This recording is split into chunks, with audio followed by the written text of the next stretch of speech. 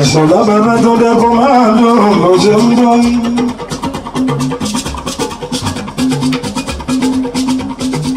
Ọ̀pọ̀ tí ò rí mi rí, wọ́n gbọ́ mi lórí rédíò,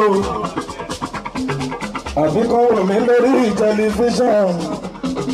Ẹ ti wá rí mi live and direct today o, Musiliu, Haruna Ishola, ọmọ tó ń sọ president fún gbogbo alágbàlá káàkiri gbogbo àgbáyé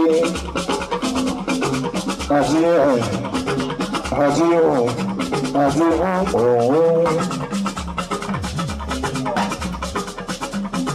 Musiliu bàbá tó lẹ̀ bàbá dùn bó ṣe ń dùn.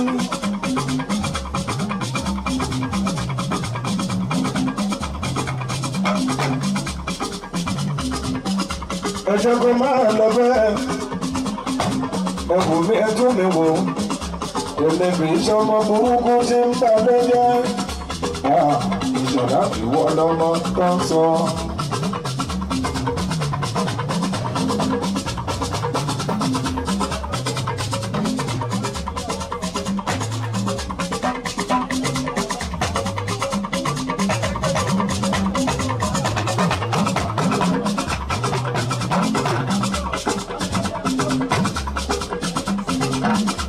Ọmọlọ́lá Akínsọ́yà kú lẹ́dẹ̀ màmá o.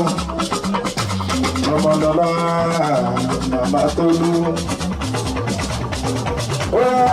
Ẹ̀yin ọmọ ẹgbẹ́ Musiliu Haruna Ishola. Ẹ kọ́kọ́ kọrin ọpẹ́. Ọmọlọ́lá Akínsọ́yà.